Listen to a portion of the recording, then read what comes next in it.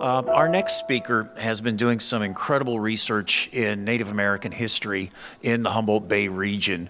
Lynette Mullen is going to do another presentation, and one of the things about Humboldt history is that, and I'm not a native of the area, but our Native American past and the pioneer era is still very, very painful to a lot of people. And her presentation is going to be on Native American slavery in Humboldt. Lynette.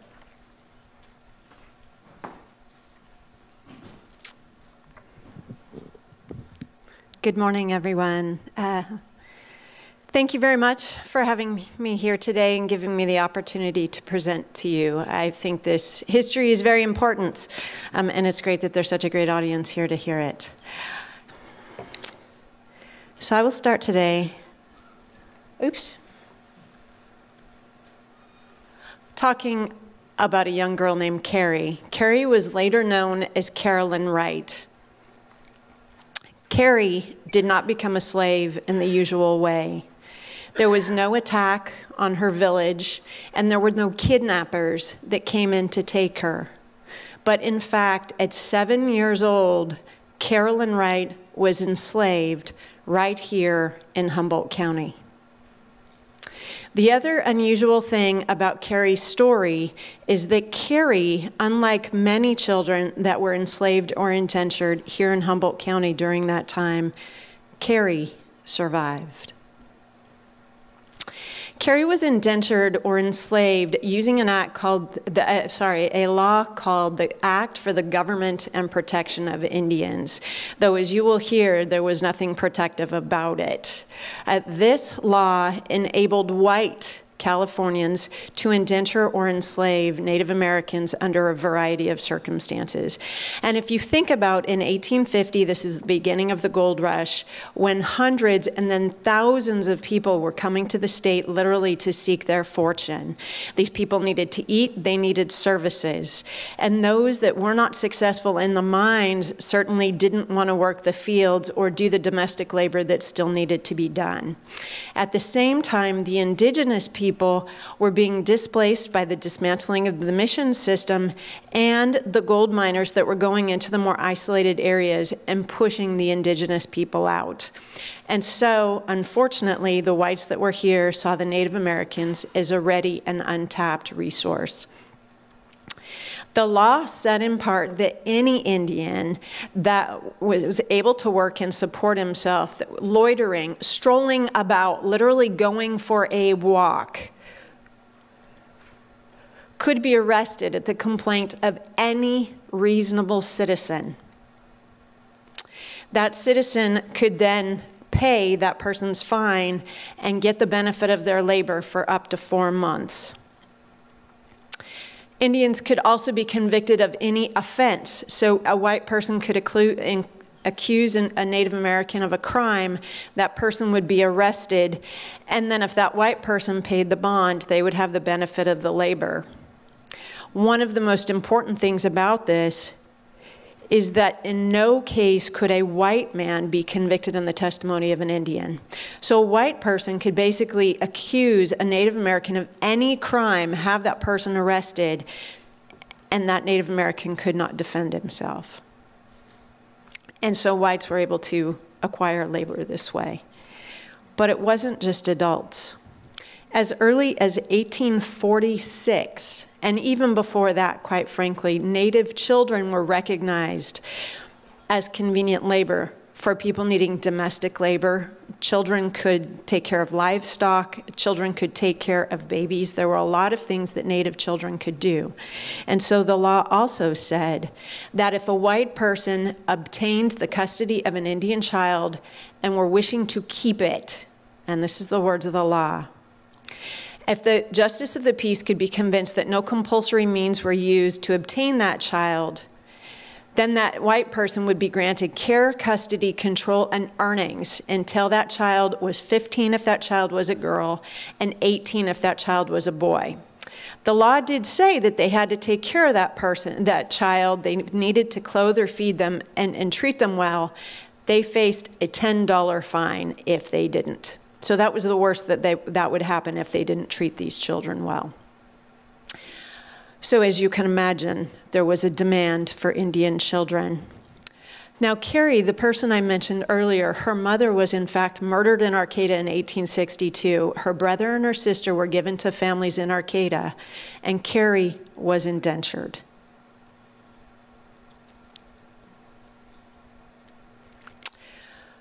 Carrie wasn't sold, as far as I can tell. But, as you can imagine, many of these white people wanted Indian children in their house, and Indian adults as well, and were willing to pay from $50 to $250 for a native servant, basically, or slave, once the law was enacted.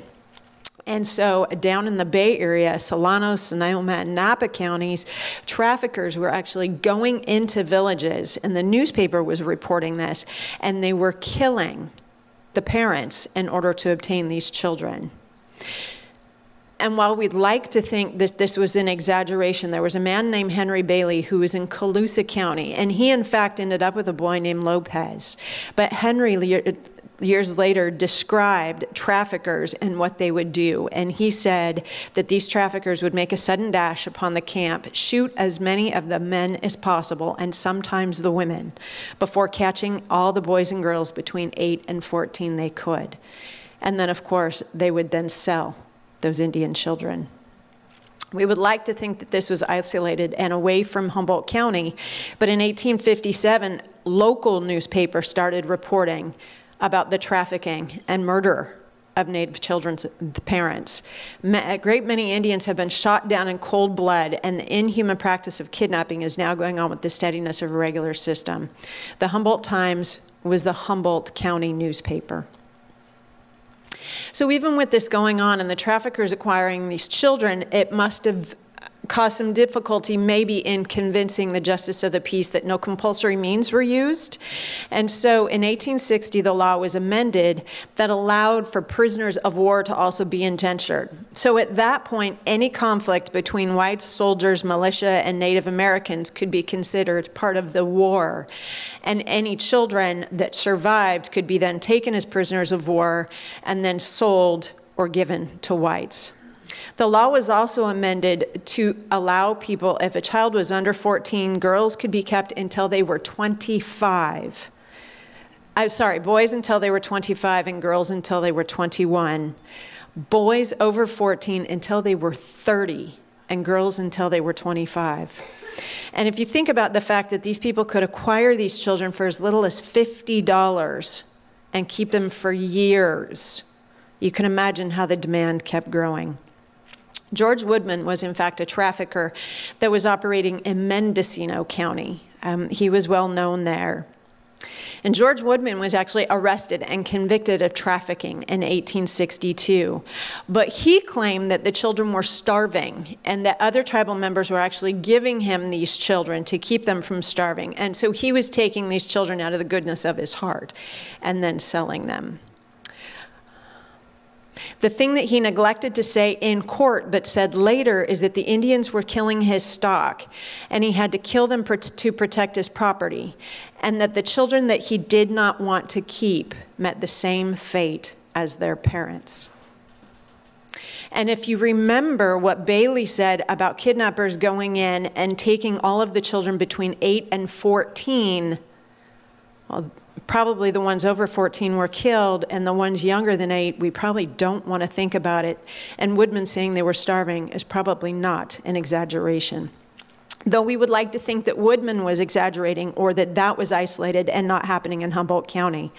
But in 1861, there was a visitor from Boston, and he came to Humboldt County, and he was so appalled by what happened that after he was home, he wrote the San Francisco paper. And he said in his letter that wild Indians in Humboldt County were being hunted for their children. And he went on to describe his meeting with one trafficker who had 6 children, any of whom this man said he could have had for $50. And he described the 6 poor little naked urchins, and the brutal rascal, the trafficker, pointed to one boy and said that he had killed his daddy yesterday and thought he was not quite big enough to kill. And so he'd brought him in. And then this man literally showed the visitor the knife he'd used to kill this boy's father. Unfortunately, the children were not kept in Humboldt. At one point, and I believe this was in 1862, men were arrested in Colusa County with children from Humboldt County. Unfortunately, those children were not returned when those men were arrested, but we know that children from this area were taken at least that far, if not further. There were Indian agents and others that wanted to stop this practice, but they would say over and over that it was difficult to obtain absolute and positive proof to ensure a conviction. And so this practice went on and on. A little boy named George was indentured at 8 years old after being bought for $30. Sam, Molly, Charles, the list goes on, the number of children and adults that were indentured, effectively enslaved in Humboldt County. So in 1863, the law allowing for indenture was abolished in California. But Carrie, the woman I talked about earlier, was indentured in November of 1863, so after that law was passed. There was another law passed in 1865 that effectively abolished slavery. So at that point, in theory, the people that had been indentured should have been allowed to go. But it was very complicated at that point. A lot of the villages were gone. A lot of these children's parents had been murdered. There were men called squaw men that would take Native women. Some of those women were indentured and some were not. And there was a grandson of a pioneer in Mendocino County who described, and he was actually proud of his pioneer ancestors, and described that the men were out once and ran across 2 Native women, and one of the men threw down his old long gun, and down the hill he leapt, shouting, "Don't shoot, for Christ's sake, don't shoot. She's mine if I can catch her." What is implied in that one sentence is horrendous on so many levels. Clearly, men were often shooting women and others that they ran across in the woods. And the other was that if he could catch her, he could keep her. And in fact, he did. They stayed together. This at the bottom there in 1880, he named her Chloe, and they were, I don't know if they were legally married, but they stayed together. After all, where else would she have to go? And they stayed together. There were other men, especially in the more isolated areas of Humboldt County, that kept Native women. And even after the law was abolished, again, I don't know that many of these Native women had a place to go. There was a little girl named Silva. She was actually indentured to the county judge. She ran away. She was captured and returned, and she was basically told, you can stay with us as a servant, or we will send you to the reservation. And at the reservations at that point, people were starving. Traffickers were using it as collecting grounds. And so Silva chose to stay. And she, in fact, stayed with the family until she died, when it was said that she was a faithful servant and companion, honest and of good impulses, and that she died a Christian. Helen Carpenter was in Mendocino County, and that's where we learned some of the information about George Woodman, the man that was convicted of trafficking. And Helen said at one point there were a number of families in Lake County around Willits and Ukiah that had Native children, but she said they weren't treated well, and actually talked about one neighbor who had a little boy named Billy. And the woman said, well, I fix us dinner, and if there's anything left, then I give the food to Billy. Helen Carpenter also said that many of the children fell ill. They weren't taken care of. They had been traumatized. They had lost their family, and many of the children passed away. Lucy Young was kidnapped and trafficked multiple times around Fort Seward, which is in southeastern Humboldt County. And this quote I thought was very important. This was a little girl that kept being taken from her family, from her mother, and she missed her mother. Fortunately, she survived her kidnapping and indenture, and she ended up reuniting with her family and growing old in Cottonwood. Smokey was a little boy. He was obtained by a well-known trafficker and Indian hunter, so if he didn't kill the Indians and they were young enough, then this man would take them. He was indentured to Austin Wiley, who actually ran the local Humboldt newspaper. But apparently Smokey would rather play with the boys in the house than learn the domestic duties of a servant or a slave, and was considered a failure, and he was eventually sent to the reservation. And that brings me back to Carrie, or Carolyn Wright. So Carrie was born in 1856. Her father was an unknown white man. It's very likely that Carrie was the product of rape because there's no indication that Carrie's father ever lived with her mother, Lucy.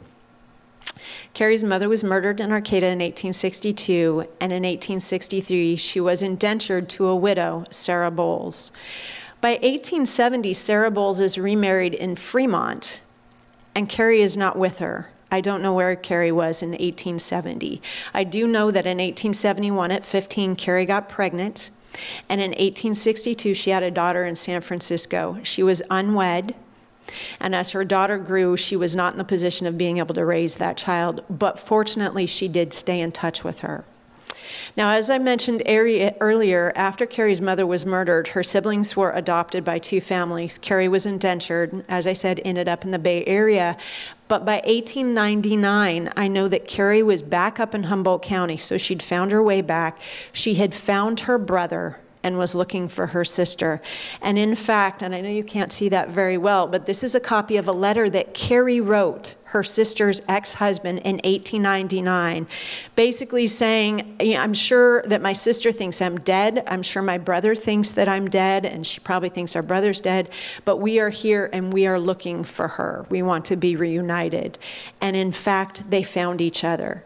And when Carolyn Wright died in 1929 in Arcata, she had been reunited with both siblings. In 1916, a man named Owen Coy, who for a while, in fact, taught at Eureka High School, Owen Coy was hired to inventory the county records throughout California. And it was in Humboldt County that Owen Coy discovered 116 indenture records. We have not been able, local historians have been looking for a very long time, we have not been able to find those original indenture records, but they did exist, and the names that I discussed, including Carrie's, was on that list. What made it so remarkable to Coy is this was evidence of slavery in California. And he said that this slavery had been forgotten. I'm here today because I think it's very important, that it never be forgotten again. Thank you.